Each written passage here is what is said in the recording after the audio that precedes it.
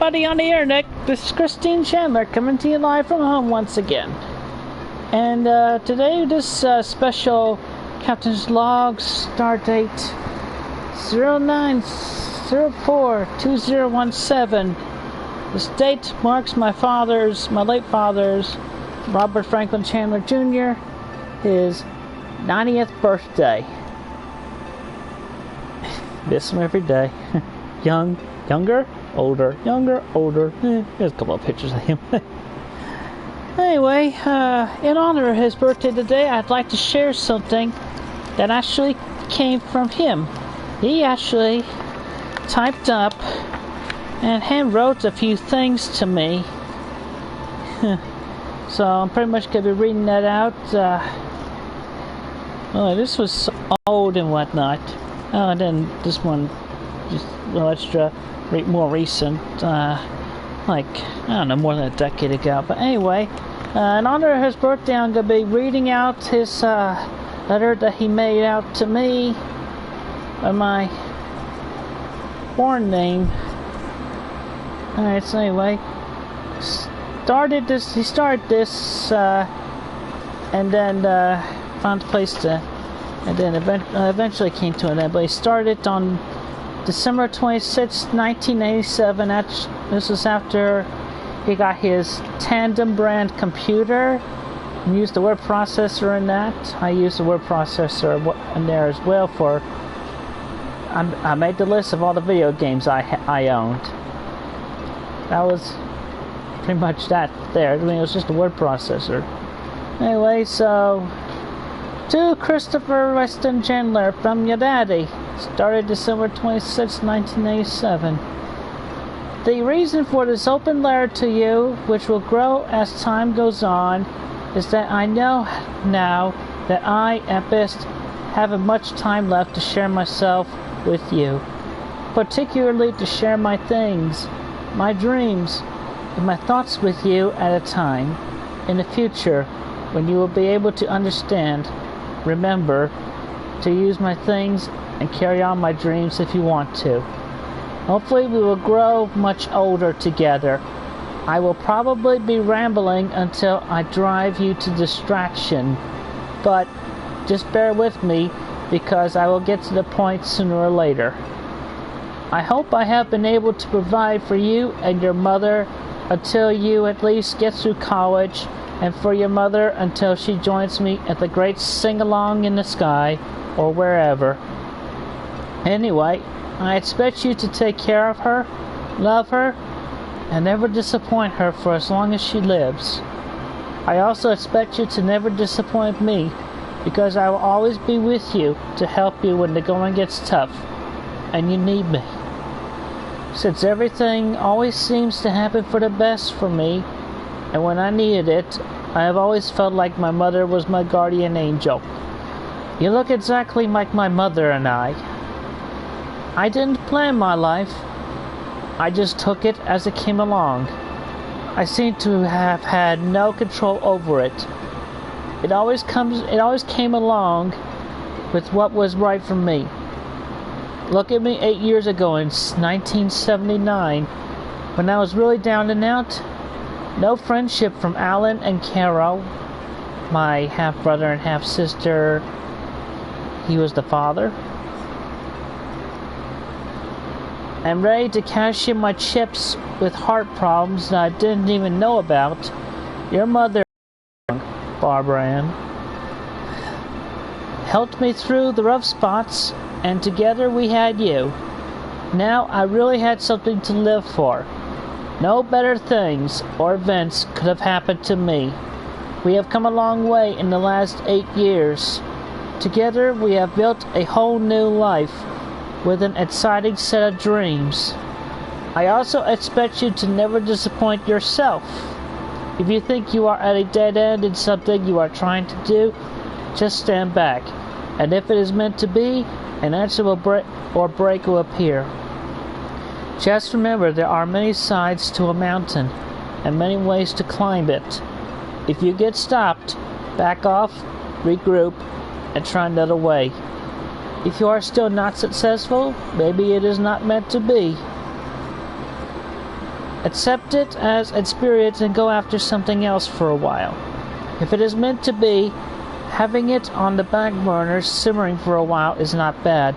It will pop up again, and the way to attain it will be there. Everything in its time. Your mother and I have done our best for you, and in return we expect at least that from you for yourself and your children. I will be talking about a lot of things in no particular order. I won't always spell words right or have the best sentence structure, but then I am an electrical engineer, not an English major. As a matter of fact, English was my worst subject. I am going to try to write this just as if I'm talking to you face to face, anytime you care to read this. All the physical objects and things I have and will talk about, your mother Barbara or your Aunt Harriet will keep for you until you are ready for them. If you don't think you will ever need some of them or don't want some of them, don't waste them. Try to do something with them that you and your mother think I would do. Recycle them back into the world for the world to use. Remember, after all, we are only the custodians for a while, and what is one man's junk is another man's treasure. Okay, so here I go. Enough of a preamble. If you are still with me, turn the page. A place to start. Well, Christopher, one of my actions that I regret most when I was a young man, sometimes in the late 1940s, I think, I was entrusted with my grandfather's straight razor by means of his last will and testament, and I carelessly misused it and broke it by trying to use it as a screwdriver. I found out later that my grandfather Holloman had specifically wanted me to have it because it had been very personal to him, and he wanted me to have something of his that had been very personal to him. Something that he had used every day. Well, I still have that broken razor of his, and I still carry the burden of carelessly, with no concern, breaking it. I knew that I would never use it to shave with, but it was my one personal bond with him, and I still feel like I betrayed his trust by carelessly and thoughtlessly misusing it and breaking it. Maybe that razor did have a purpose greater than anything my grandfather and I ever dreamed of, for it is because of my careless waste of my grandfather's razor that I am writing this open letter to you. I hope that you will not carelessly misuse, waste, or destroy the value of the many things I have collected for you. Do not be in such a hurry to use, play, or work with these things. First learn all about them, how to use and enjoy them, their value, and how you could thoughtlessly waste their value. Then enjoy them as I have. For example, my very good stamp collection, or all of the recorded popular music on cassette tape, VCR tapes, and records. The oil paintings, United Nations art graphics, first day of issue covers, first flight covers, the complete set of the very valuable wrong first day issues of the United Nations covers. The musical movies I have collected for you on VCR tapes. My books on popular music, movies, entertainers, musical theater, ship models. My daylilies, gazebo, and dreams. As a boy, my greatest dream was to have inherited things from my mother, father, grandparents, etc. But alas, they were poor, and we were poor, and the things that we and they had didn't stay around long. I am a collector of things, even more than your mother, and when a boy, I always wished I had a stamp collection or coin collection or book collection in a large old house from my grandparents. Well, I did end up with a few things, which you will get from me. I have the Chandler family Bible from grandfather and grandmother Chandler, The graveyard plots where my grandfather, Chandler, and my mother are buried in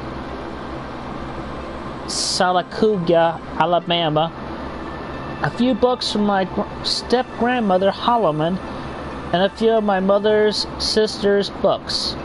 My father's picture album as a boy, my mother's picture album as a girl, my picture album as a boy, a box of assorted pictures, a box of my mother's things when she was a young girl, including her teddy bear that she cut the hair off, thinking it would grow back, my baby clothes, all of my books, stamp collection, records, tapes, paintings, scout badges, trumpet, grandfather clock, my dreams for you, your mother, and other personal things.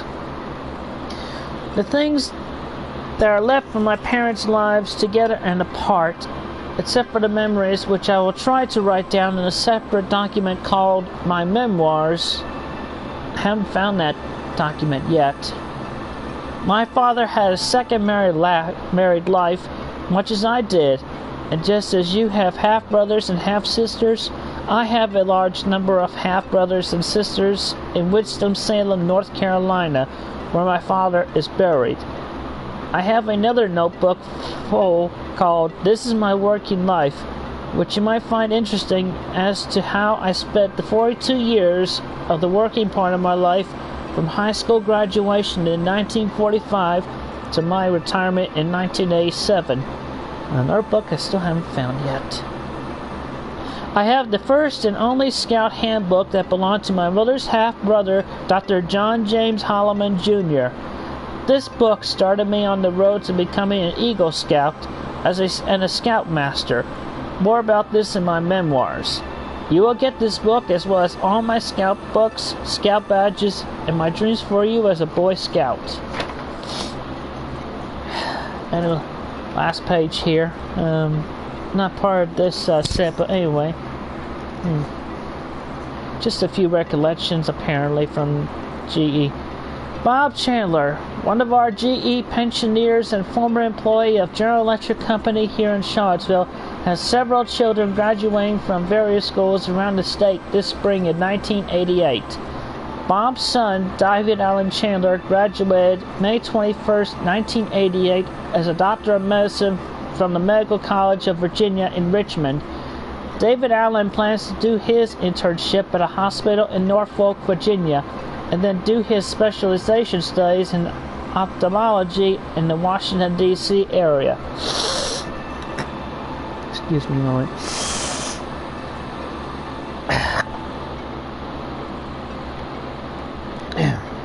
Bob's daughter, Carol Suzanne Chandler, graduated from the University of Virginia on May 22, 1988, with a BA degree in mathematics with distinction.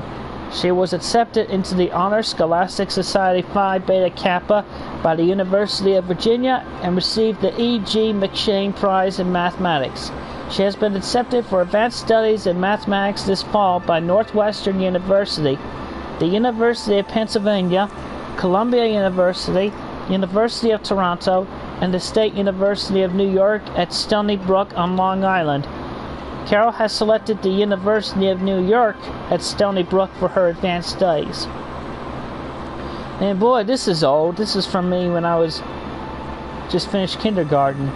And Bob's other son, to be daughter, Christopher Weston Chandler, to eventually be Christine Weston Chandler, will graduate from kindergarten at Greene County School in Stannersville, Virginia.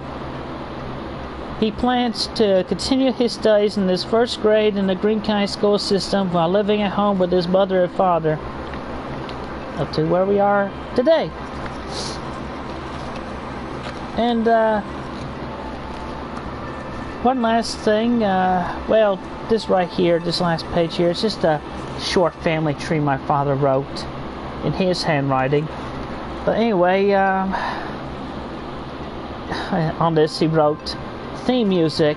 Apparently he wanted a theme song to go with my work. This is just a little note about Sonichu that he would have liked, but it's not. I didn't feel it was factor, but anyway, I'll get to that in a moment. But anyway, theme music. The suite from the Three Oranges. And in parentheses it says FBI in Peace and War.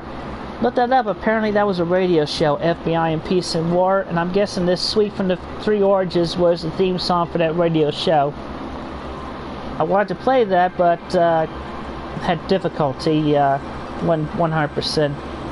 Anyway, so he writes on this, August 18th, 2008. Dear Christian, at this time in life, you and Sonichu need a quest and purpose in life. As if Sonichu didn't have a purpose already that I'd given him, and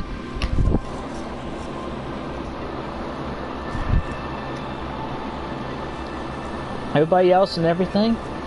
This is what he wanted, my father.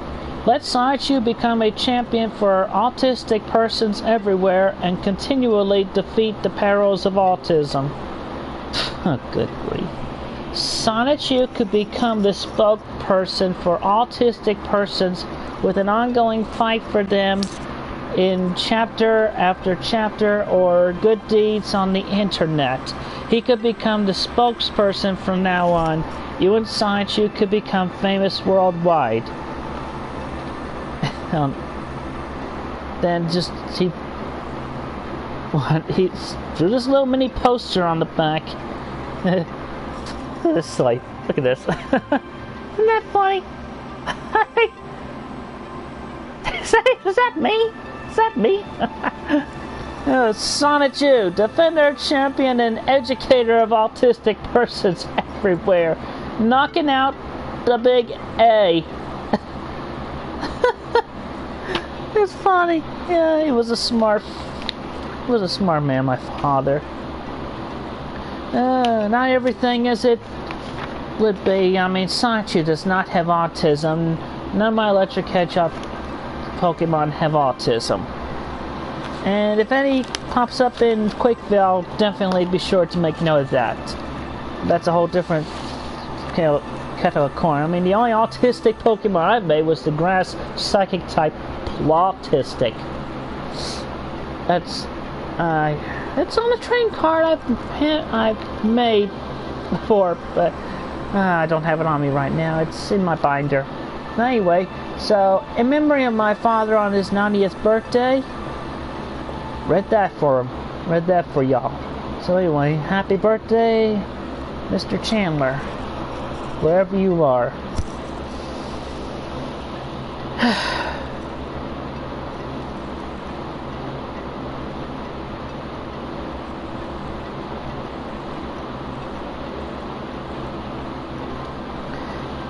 And now, by special request, I still don't know all the lyrics, but I'll sing the choral verse. We're not flawless, we're work in progress. We've got dents and we've got quirks, but it's our flaws that make us work. Yeah, we're not flawless, we're work in progress. So tell me what flaws you got too, 'cause I still like what's flawed about you. Anyway, that's it for now, and also tune into the Dream Lounge podcast, the Internet Dream Lounge podcast, as I have made that tweet on my Twitter about it. I was interviewed. Listen to me for about an hour and a quarter. Anyway, that's it for now. This is Christine and Bob Chandler signing off for now. Have a great, safe day.